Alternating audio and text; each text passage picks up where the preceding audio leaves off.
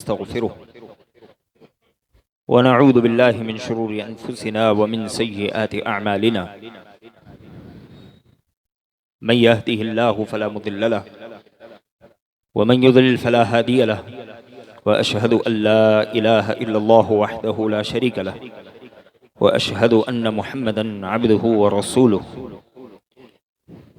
يا أيها الذين آمنوا اتقوا الله حق تقاته ولا تموتن إلا وأنتم مسلمون يا أيها الناس اتقوا ربكم الذي خلقكم من نفس واحدة وخلق منها زوجها وبث منهما رجالا كثيرا ونساء واتقوا الله الذي تساءلون به والأرحام إن الله كان عليكم رقيبا يا أيها الذين آمنوا اتقوا الله وقولوا قولا سديدا يصلح لكم أعمالكم ويغفر لكم ذنوبكم ومن يطع الله ورسوله فقد فاز فوزا عظيما أما بعد فإن خير الحديث كتاب الله وخير الهدي هدي محمد صلى الله عليه وسلم وشر الأمور محدثاتها وكل محدثة بدعة وكل بدعة ضلالة وكل ضلالة في النار. حاضرین جمعہ، عنوان منتخب کیا گیا نوجوان تباہی کے دہانے پر ذمہ دار کون؟ لفظ جوان، جوانی یا نوجوان جب ہم سنتے ہیں تو ہمارے ذہنوں میں طاقت، قوت، پھرتی اور چستی جیسے معنی گردش کرنے لگ جاتے ہیں، اس لیے کہ جوانی انہی چیزوں کا نام ہے اور انہی چیزوں سے عبارت ہے۔ اللہ سبحانہ وتعالی نے کہا: اللہ الذی خلقکم من ضعف ثم جعل من بعد ضعف قوة ثم جعل من بعد قوة ضعفا وشیبہ۔ اللہ سبحانہ وتعالی ہی نے تمہیں کمزور پیدا کیا، پھر اس کمزوری کے بعد اس نے تمہیں طاقتور بنا دیا، یعنی جوانی کا مرحلہ عطا کیا، پھر اس طاقت کے بعد اللہ نے تمہیں کمزور اور بوڑھا بنا دیا۔ یہی وجہ ہے کہ اللہ کے نبی علیہ السلام نے اس جوانی کی حفاظت اور اس کی قدر کرنے کا حکم دیا۔ نبی علیہ السلام نے کہا: اغتنم خمسا قبل خمس، پانچ چیزوں کو پانچ چیزوں سے پہلے غنیمت جانو۔ معروف حدیث ہے۔ ان پانچ چیزوں میں سے ایک نبی علیہ السلام نے کہا: وَشَبَابَكَ قَبْلَ حَرَمِكَ، تمہاری جوانی کو بڑھاپے کے آنے سے پہلے غنیمت جانو، اس لیے کہ جوانی کا یہ مرحلہ آدمی کے سر چڑھ جاتا ہے اور اکثر اوقات اس کا نفس اس مرحلے میں اس پر غالب آ جاتا ہے، جس وجہ سے نوجوان اس مرحلے کی قدر نہیں کر پاتے، غفلت کا شکار ہو جاتے ہیں، اللہ سبحانہ وتعالی کی نافرمانی والی راہ پر نکل پڑتے ہیں۔ حالانکہ وہ نوجوان جو جوانی کی قدر کرنے والا ہو، اس عمر کا لحاظ رکھنے والا ہو اور اللہ سبحانہ وتعالی کی فرما برداری میں اپنی جوانی گزارنے والا ہو، وہ اللہ سبحانہ وتعالی کا بڑا محبوب ہوا کرتا ہے۔ جیسا کہ نبی علیہ السلام نے کہا: ان اللہ لیعجب من الشاب لیست له صبوہ، اللہ سبحانہ وتعالی اس نوجوان کو تعجب سے دیکھتا ہے جو اپنے اوپر شہوتوں کے غلبے کو نہیں رکھتا۔ جس نوجوان پر شہوتیں غالب نہیں ہوتی، اللہ سبحانہ وتعالی تعجب سے، بڑے محبت سے ایسے نوجوان کی طرف اپنی نظر رحمت ڈالتا ہے۔ اللہ سبحانہ وتعالی صرف ایسے نوجوانوں سے محبت نہیں رکھتا بلکہ ان کے لیے اللہ نے انعام و اکرام کے وعدے بھی فرما رکھے ہیں۔ نبی علیہ السلام نے روز قیامت سختیوں کا تذکرہ کیا اور ساتھ کہا کہ 7 خوش قسمت لوگ ہوں گے جسے اللہ سبحانہ وتعالی میدان محشر کی سختیوں میں، جس روز سورج بڑا قریب ہوگا، زمین تپ رہی ہوگی، پسینے اتنی دور تک نکل جائیں گے جس میں کشتیاں چل سکیں گی، ایسے روز اللہ سبحانہ وتعالی 7 خوش قسمت لوگوں کو اپنے عرش کے سائے میں جگہ نصیب فرمائے گا، انہیں اس سختی اور تپش سے محفوظ رکھے گا۔ ان 7 خوش قسمت لوگوں نے نبی علیہ السلام نے ایک اس خوش قسمت انسان کا بھی تذکرہ کیا اور کہا: وَشَابٌ نَشَأَ فِي عِبَادَةِ اللَّهِ، ایسا نوجوان جو اپنی زندگی اپنی جوانی اللہ سبحانہ و تعالی کی عبادت میں کاٹے، اللہ سبحانہ و تعالی اس نوجوان کی قدر کرتے ہوئے اس کے اعزاز میں اسے عرش کے سائے میں جگہ نصیب فرمائے گا۔ یہی وجہ ہے کہ ہم اللہ کے نبی علیہ السلام کی سیرت کا مطالعہ کریں تو معلوم ہوگا کہ نبی علیہ السلام نوجوانوں کی بڑی قدر کیا کرتے تھے۔ آپ علیہ السلام کی تعلیمات نوجوانوں کے لیے بڑی خاص ہوتی ہیں۔ کئی روایتیں ایسی ہیں جن میں اللہ کے نبی علیہ السلام نے سیدھے یا غلام کہہ کر جوانوں کو مخاطب کیا، اے نوجوانوں، اے نوجوانوں، اللہ کے نبی علیہ السلام کے الفاظ ہوا کرتے۔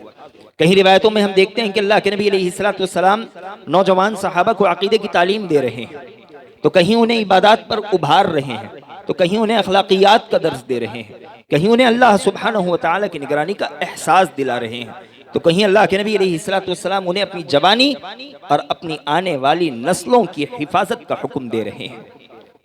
دین اسلام کی شروعاتی تاریخ آپ دیکھیں، آپ کو معلوم ہوگا کہ اسلام کی جڑوں کو جن صحابہ کرام رضوان اللہ تعالی علیہ مجمعین نے پانی دیا، جس نے اسلام کے پلروں کو، اس کے کھمبوں کو مضبوط کیا، ان کی اکثریت نوجوان صحابہ کرام رضوان اللہ تعالی علیہ مجمعین کی تھی۔ آپ دیکھیں علی رضی اللہ تعالیٰ عنہ مسلمان ہوئے، عمر 11 برس۔ طلحہ بن عبید اللہ رضی اللہ تعالیٰ عنہ مسلمان ہوئے، عمر 11 برس۔ زبیر بن عوام رضی اللہ تعالیٰ عنہ نے اسلام قبول کیا، عمر 11 برس۔ ارقم بن ابی ارقم مسلمان ہوئے، عمر 11 برس۔ عبداللہ بن مسعود رضی اللہ تعالیٰ عنہ مسلمان ہوئے، عمر 19 برس۔ صہیب الرومی مسلمان ہوئے، عمر 19 برس۔ جعفر طیار مسلمان ہوئے، عمر 19 برس۔ خباب بن ارت مسلمان ہوئے، کیا عمر تھی؟ 20 برس۔ عمر بن خطاب رضی اللہ تعالیٰ عنہ مسلمان ہوئے، روایتوں میں آتا ہے 25 برس کے تھے۔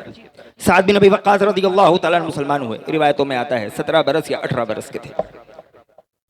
تو وہ جماعت جس نے پہل دین اسلام کی جڑوں کو مضبوط کیا، ان میں کی اکثریت نوجوان صحابہ کرام رضوان اللہ تعالی علیہ مجمعین کی۔ یہ جو نام آپ کے سامنے گنائے گئے ہیں، یہ چند نام ہیں، ان کے پیچھے بڑی لمبی قطاریں ہیں جو نوجوان صحابہ کرام رضوان اللہ تعالی علیہ مجمعین کی تاریخ رکھتی ہے۔ ایک طرف تو یہ نوجوان صحابہ ہیں، دوسری طرف ہمارا معاشرہ ہے، اور ہمارے معاشرے کے نوجوان ہیں جو آج ہمیں تباہی کے دہانے پر نظر آ رہے ہیں۔ نوجوان تباہی کے دہانے پر اگر اس موضوع کو بدل دیا جائے، اس عنوان کو دوسرے الفاظ میں آپ کہنے کی کوشش کریں تو آپ یہ بھی کہہ سکتے ہیں کہ معاشرہ تباہی کے دہانے پر، اس لیے کہ جس قوم کے نوجوان بے راہ روی کے شکار ہو جائے وہ قوم بھی تباہی کے دہانے پر پہنچ جاتی ہے۔ کیوں؟ کیونکہ نوجوان کسی بھی قوم کی ریڑھ کی ہڈی ہوا کرتا ہے، اور جس قوم کی ریڑھ کی ہڈی کمزور پڑ جائے، وہ مفلوج ہو جائے، بیماری کا شکار ہو جائے، وہ جسم ناکارہ ہو کر رہ جاتا ہے۔ ہاں، اس سکے کا یہ بھی پہلو ہے کہ الحمدللہ پچھلے 15-20 برس ہمارے مسلم نوجوانوں کے لیے بڑے مثبت ثابت ہوئے ہیں۔ ان دنوں نوجوانوں کی ایک بڑی جماعت ہے جو اپنی زندگی گزارتی ہے تو اسی حدیث کی روشنی میں گزارتی ہے جس میں اللہ کے نبی علیہ السلام نے کہا وَشَابٌ نَشَأَ فِي عِبَادَةِ اللَّهِ، ایسا نوجوان جو اللہ کی عبادت میں زندگی بسر کرے، جن کی زندگیاں ہمارے لیے قابل رشک ہوں۔ لیکن ایک پہلو یہ بھی ہے کہ نوجوانوں کی اکثریت بے راہ روی کا شکار ہو رہی ہے۔ اکثریت آج آپ مسلم نوجوان کو سر تپا دیکھیں تو عام طور پر آپ کو اس سے کہیں مسلمان کی تصویر نظر نہیں آئے گی، کہیں نظر نہیں آئے گی۔ آپ اس کے بالوں کو لیجئے، اس کے بال بندروں کی طرح نظر آئیں گے۔ اللہ کے نبی علیہ السلام نے بالوں کے سلسلے میں بڑی سخت ہدایات دی۔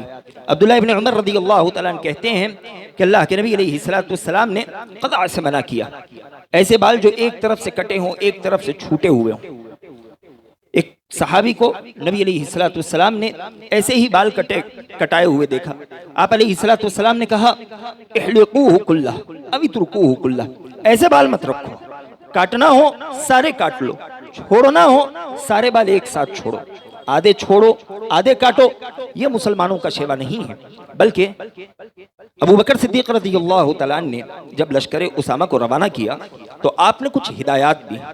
ان ہدایتوں میں ایک ہدایت یہ بھی تھی کہ تم ایسی قوموں کو پاؤ گے جس کے کچھ بال چھوٹے ہوں گے، کچھ بال کٹے ہوں گے، جب ایسے لوگوں کو دیکھو تو ویسے ہی مارو جیسے تم دشمن کو مارا کرتے ہو، اس لیے کہ اس قسم کے بال رکھنے والے یہ اسلام دشمن ہوتے ہیں، اسلام دشمنوں کی علامت ہے۔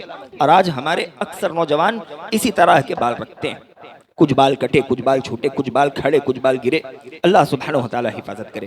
داڑھی کا مسئلہ ہو، اتنی داڑھی چھلی ہوئی ہوتی ہے کہ بہت سے دفعہ اس کے اور عورت کے درمیان فرق کرنا مشکل ہو جاتا ہے۔ نبی علیہ السلام نے کہا وَاعْفُوا اللُّحَى، داڑھیوں کو معاف کرو، اس پر تمہارا کوئی حق نہیں کہ تم داڑھیوں کو کاٹو۔ مونچھوں کا مسئلہ ہے، بہت سے دفعہ نوجوانوں کی مونچھیں دیکھ کر آپ اندازہ نہیں لگا سکتے کہ مسلمان نوجوان چل رہا ہے یا کسی اور قوم سے تعلق رکھنے والا۔ مونچھیں منہ میں گھس رہی ہوتی ہیں، ہوتا کچھ نہیں ہے، جسم میں تھوڑا سا گودا نہیں، لیکن مونچھوں کو تاؤ دینے میں لگا ہوا ہے۔ اسے سورہ فاتحہ یاد نہیں ہے، لیکن اس زمین پر پاؤں پٹک پٹک کر چلتا ہے۔ اللہ حفاظت کرے۔ نبی علیہ السلام نے کہا قص الشوارب، مونچھیں کاٹ کر چھوٹی رکھا کرو۔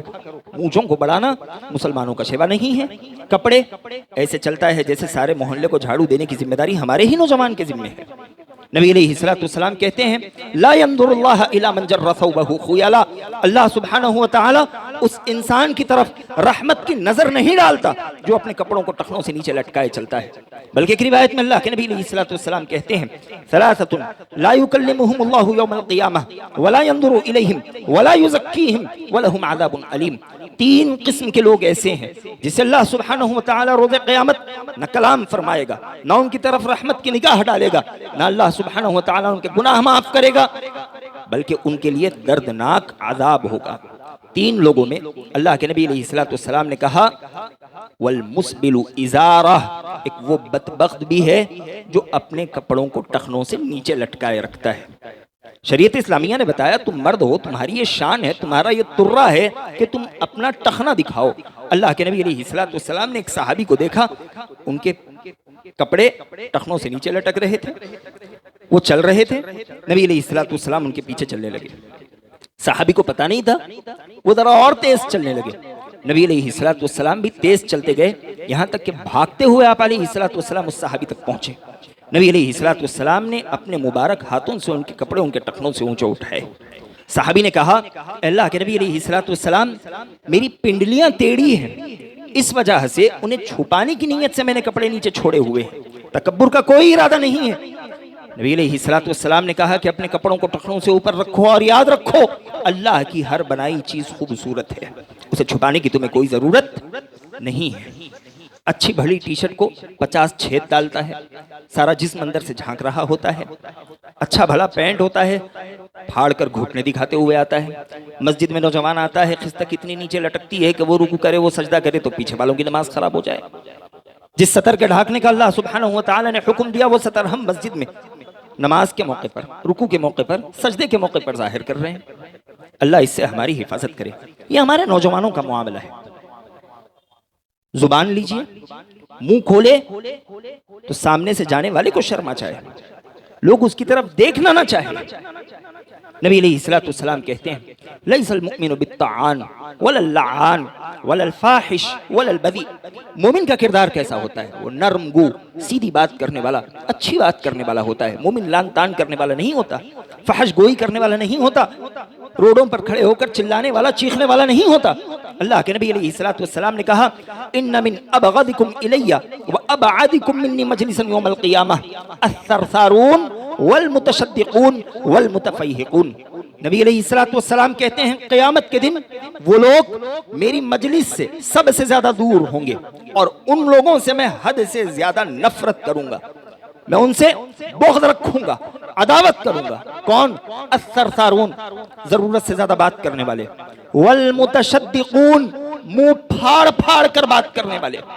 آج چار دوست مل جائے، ہر ایک کی خواہش ہوتی ہے کہ وہ اس انداز سے گفتگو کرے کہ چاروں پر حاوی ہو جائے، راہ پر چلنے والا ہر آدمی اس کی طرف نگاہ اٹھا کر دیکھے کہ کون ہے، کون گفتگو کر رہا ہے۔ نبی علیہ السلام نے ایسے لوگوں پر لعنت کی۔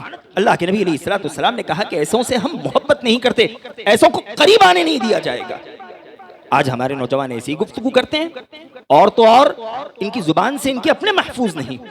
مسلمانوں کو گالی دیتے ہیں۔ نبی علیہ الصلوۃ والسلام نے کہا سباب المسلم فسوق، مسلمان کو گالی دینا فسق ہے، حد سے تجاوز کرنے والا معاملہ ہے۔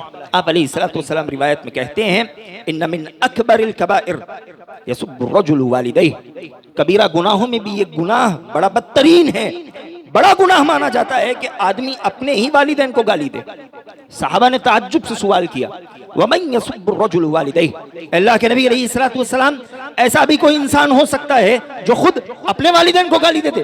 نبی علیہ الصلوۃ والسلام نے کہا يَسُبُّ أَبَا الرَّجُلِ فَيَسُبُّ أَبَاهُ وَيَسُبُّ أُمَّهُ فَيَسُبُّ أُمَّهُ، یہ سامنے والے کے والد کو گالی دے گا، وہ اس کے باپ کو گالی دے گا، وہ اس کی ماں کو گالی دے گا، وہ اس کی ماں کو گالی دے گا، یہی سبب بنے گا اپنے والدین کو گالی دینے کا۔ اللہ کے نبی علیہ الصلوۃ والسلام نے منع کیا، لیکن آج شاید ہی ہمارے نوجوان کی کوئی گفتگو بغیر گالی کے، بغیر لان تان کے مکمل ہوتی ہو، شاید ہی کوئی معاملہ۔ اخلاقیات کی بات لیجئے، اللہ ہی حفاظت کرے، ہم سے بھی کوئی اور قوم شاید ہو جو اخلاق کے مرحلے میں، اخلاق کے رتبوں میں نیچے پڑی ہوئی ہو۔ جب بات اخلاقیات کی آئے تو کسی بھی قوم کے اخلاق ان کے بڑوں کے ساتھ تعامل میں جانچے جاتے ہیں۔ آج ہمارے بڑے ہمارے نوجوانوں کے لیے مذاق بنے ہوئے ہیں، وہ ان کے لیے بوجھ ہیں۔ بڑے نوجوانوں کو کچھ کہہ دیں، بڑوں کی اتنی مجال ہے وہ نوجوانوں کو کہہ سکتے ہیں، مجال ہے ان کی غلطی کی اصلاح کر سکتے ہیں۔ اللہ کے نبی علیہ الصلوۃ والسلام نے کہا لیس منا من لم یرحم صغیرنا ویؤقر کبیرنا، وہ انسان ہمارے طریقے پر ہو ہی نہیں سکتا، وہ مسلمانوں کی جماعت سے نہیں ہو سکتا جو اپنے چھوٹوں پر رحم نہ کھائے، اپنے بڑوں کا احترام نہ کرے۔ بلکہ اللہ کے نبی علیہ الصلوۃ والسلام نے صحیح روایت میں بڑوں کے احترام کو اللہ کے احترام کے ساتھ جوڑ دیا۔ بڑوں کا احترام کرنا، اللہ سبحانہ و تعالیٰ کا احترام کرنا، یہ دونوں چیزیں ایک دوسرے کو لازم و ملزوم ہیں۔ اللہ کے احترام میں یہ بات شامل ہے بڑے بزرگوں کا احترام کیا جائے۔ دوسرے بڑے بزرگ تو دوسرے بڑے بزرگ، آج والدین کو ہمارا نوجوان اپنے گلے کا پٹا سمجھتا ہے، وہ یہ سمجھتا ہے کہ یہ ان کی خواہشات پر اپنا پاؤں دھرے ہوئے ہیں، یہ انہیں جینے نہیں دیتے، یہ انہیں اپنی خواہشات مکمل کرنے نہیں دیتے۔ والدین کا حال یہ ہے، دروازے میں قدم رکھتے ہیں، کانپ رہے ہوتے ہیں، بچہ کچھ نہ کہہ دے، کیا ہوگا؟ بچے سے بات کریں گے، کوئی چیز اٹھائے گا پٹکے گا، ماں پر چیخے گا، باپ کو آنکھیں دکھائے گا، ذرا کچھ ہوگا تو گھر چھوڑ کر نکل جائے گا۔ وہ بچہ جسے والدین نے اپنا خون جلا کر پالا، وہ ماں جس نے اپنے چھاتی سے اس بچے کو غذا دی، باپ جس نے اس بچے کو چلنا بولنا اور اس دنیا میں جینا سکھایا، وہ اس کے سامنے آنکھ کھولنے منہ کھولنے سے ڈرتا ہے۔ کیا غلطی ہے ان کی کہ انہوں نے ہمیں پیدا کیا؟ کیا غلطی ہے ان کی کہ انہوں نے ہمیں قابل بنایا؟ کیا غلطی ہے ان کی کہ انہوں نے ہمیں اس دنیا میں پہچان دی؟ یہ ہم بدلا دے رہے ہیں۔ شریعت اسلامیہ کہتی ہے وَلَا تَقُلْ لَهُمَا اُفْ، والدین کا تم پر یہ حق ہے کہ تم ان کے سامنے زبان نہ کھولو۔ کتنی زبان؟ اف تک مت کہو، تمہیں حق نہیں بنتا کہ ان کے سامنے اچ پچ کرتے رہو۔ آج ہم بچے ہوں بڑے ہوں، والدین ہوں گے، اپنی زبانوں سے یہی اچ پچ کے کلمات نکلتے رہتے ہیں، بیٹا ذرا ہلا دو، بیٹا ذرا وہ کر دو، یہی ہے اچ پچ، یہی ہے اف۔ اللہ کے نبی علیہ الصلوۃ والسلام نے اس سے منع کیا، نہیں کہہ سکتے، تمہیں حق نہیں بنتا، وہ تمہارے والدین ہیں۔ اللہ کے نبی علیہ الصلوۃ والسلام نے کہا رضا اللہ فی رضا الوالدین وسخط اللہ فی سخط الوالدین، اللہ کی رضامندی والدین کی رضامندی میں چھپی ہوئی ہے، اللہ کی نافرمانی والدین کی نافرمانی میں چھپی ہوئی ہے۔ یہ ناراض، رب ناراض ہو جائے گا، یہ تم سے راضی رہیں، رب راضی ہوگا۔ ہاں، حلال و حرام کے حدود میں اگر وہ تمہیں ٹوکتے ہیں پھر ان کی اطاعت نہیں ہے، وہ حرام چھوڑنے کو، حرام اختیار کرنے کو کہتے ہیں، تم نرمی سے سمجھاؤ ابا جان یہ شریعت کا حکم نہیں ہے، امی جان اس سے رب ناراض ہو جائے گا، یہ طریقہ ہوتا ہے۔ لیکن ڈانٹنا، ڈپٹنا، آنکھیں دکھانا یہ درست نہیں ہے۔ اسی طرح نشہ کا معاملہ ہے، آج بہت سے نوجوان نشہ آور منشیات میں پڑے ہوئے ہیں، خاندان کی ناک کٹ رہی ہے، باپ عزت دار ہے اور بیٹا گانجا سگریٹ بیڑی اپنے گھر کے چبوتروں پر پی کر ویسے ہی پڑا رہتا ہے، سارے خاندان کی ناک کٹ رہی ہے۔ اور مسئلہ شہوت کا بھی ہے، بہت سے نوجوان شہوت کی راہ پر نکلے ہوئے ہیں، لڑکیوں سے تعلقات، ان سے گفتگو۔ اللہ کے نبی علیہ الصلوۃ والسلام نے کہا آنکھوں سے بھی زنا ہوتا ہے، وزن العین النظر، حرام چیزیں دیکھنا، فحش چیزیں دیکھنا، غیر محرم عورتوں کو دیکھنا زنا ہے، زبان سے بھی زنا ہوتا ہے۔ وزن الفم المنطق، زبان کا زنا یہ ہے کہ تم نامحرم عورتوں سے گفتگو کرو۔ ہاتھوں سے بھی زنا ہوتا ہے۔ والیدان تزنیان، ہاتھ بھی زنا کرتے ہیں۔ ہاتھوں کا زنا یہ ہے کہ نامحرم عورتوں کو چھو۔ پاؤں بھی زنا کرتے ہیں، حرام کاری کی طرف نکل کر چلے جاؤ، سارے جسم سے زنا ہوتا ہے۔ اللہ کے نبی علیہ السلام نے کہا کہ مجھے جہنم کی سیر کرائی گئی، ایک تنور سے گزر ہوا، تنور جس میں روٹی پکائی جاتی ہے، بھٹی جسے کہتے ہیں۔ آپ علیہ السلام نے تنور سے بڑی چیخ پکار کی آوازیں سنی۔ آپ نے جھانک کر دیکھنا چاہا لیکن بھانپیں، لپٹیں اتنی تیز تھی کہ آپ علیہ السلام پیچھے ہٹ گئے۔ لیکن اسی دیکھنے میں نبی علیہ السلام نے دیکھا کہ اندر کچھ ننگے بدن مرد اور ننگی بدن عورتیں جل بھون رہی ہیں، نیچے سے بھی آگ ہے، اوپر سے بھی آگ ہے، نکلنا چاہتے ہیں تو فرشتے واپس سے ڈھکیل دیتے ہیں۔ پوچھا کہ یہ کون ہے؟ فرشتوں نے کہا کہ پہلے یہاں سے آگے بڑھیے، آگے بڑھیے، یہاں مت کھڑیے، آگے بڑھیے، ہم بتائیں گے۔ آگے بڑھے، انہوں نے کہا انہم الزنات والزوانی، یہ جو تنور میں ننگے بدن مرد عورت جل بھونے جا رہے تھے، یہ زانی مرد اور زانی عورتیں ہیں جو دنیا میں ایک دوسرے کو سکون دینے کے لیے بدکاریاں کیا کرتی تھی۔ اللہ سبحانہ و تعالی نے تنور میں جلا رہا ہے۔ چلیے، یہ سب برائیاں یہ آج ہمارے نوجوانوں کو لگی ہوئی ہیں، یہ برائی ہے، انکار نہیں ہے۔ بہت سے لوگ اس پر گفتگو بھی کرتے رہتے ہیں، لیکن ان تمام برائیوں میں سب سے بڑی برائی، سب سے خطرناک برائی جس پہ مجھے اور آپ کو ہوش کے ناخن لینے کی ضرورت ہے، سنجیدہ ہونے کی ضرورت ہے، لیکن اکثر لوگ اس پر سنجیدگی کا اظہار نہیں کر رہے، وہ ہے نوجوانوں میں دین بیزاری۔ آج ہمارے مسلم نوجوان دین کے نام سے بیزار ہیں، وہ دین کے لباس سے بیزار ہیں، دینی چہرے سے بیزار ہیں، دینی تعلیمات سے بیزار ہیں۔ انہیں مسلمان خود کو کہلوانے میں شرم محسوس آتی ہے، وہ شرم محسوس کرتے ہیں۔ یہ ممکن ہے کہ آپ دینی احکامات سنو، اس کا احترام کرو، ہاں عمل میں کوتاہی ہو سکتی ہے، اس لیے کہ ہم میں کوئی عمل میں پورا نہیں ہے۔ اللہ چاہے گا معاف کرے گا، اگر اللہ سبحانہ و تعالی چاہے تو کچھ سزا دے، لیکن دین کا احترام ہوگا تو انتہا میں جنت ہوگی۔ لیکن جب بات دین بیزاری کی ہو، دین کو خود پر بوجھ سمجھنے لگ جائے تو ایسے لوگ کبھی کامیاب نہیں ہو سکتے۔ دین میں کچھ کوتاہی بتقاضۂ بشریت چل سکتی ہے، لیکن دین بیزاری کبھی نہیں چل سکتی۔ آج نوجوان دین بیزار ہیں، اسے صحیح روایتوں پر اشکالات ہیں، قرآن کے احکامات پر اشکالات ہیں، وہ دوسروں کے ساتھ ان کی زبانی دین اسلام کے خلاف اٹھائے گئے سوالات پر ان کا ساتھ دے رہا ہے، وہ شریعت اسلامیہ کے احکامات سے بیزار ہے۔ یہ دین بیزاری نہیں چل سکتی۔ اللہ سبحانہ و تعالی نے کہا وَمَن يَبْتَغِ غَيْرَ الْإِسْلَامِ دِينًا فَلَن يُقْبَلَ مِنْهُ، جو دین اسلام کے علاوہ کوئی اور دین لائے وہ دین اس سے کبھی قبول نہیں کیا جا سکتا۔ اور جو دین بیزار ہو جائے وہ انسان ہوتے پر بھی جانوروں سے، بلکہ جانوروں سے بھی بدتر۔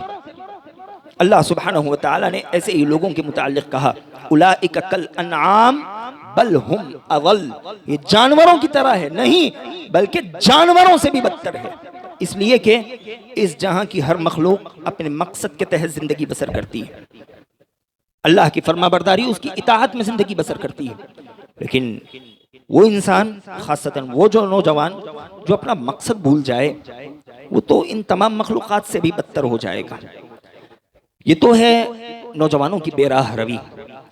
دوسرا سوال جو ہمارے موضوع کا ہے، 5 منٹ باقی ہیں، ہم اس میں سمیٹیں گے انشاءاللہ، ذمہ دار کون؟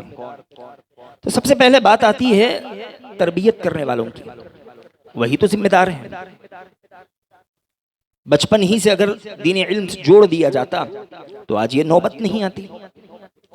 روایت صحیح درجے کی ہے، نبی علیہ السلام نے کہا طلب العلم فریضۃ علی کل مسلم، علم دین کا حاصل کرنا ہر مسلمان پر فرض ہے۔ انسانی جسم یا انسان 2 چیزوں کا مرکب ہوتا ہے، ایک جسم اور روح، یہ 2 چیزوں سے مل کر انسان بنتا ہے۔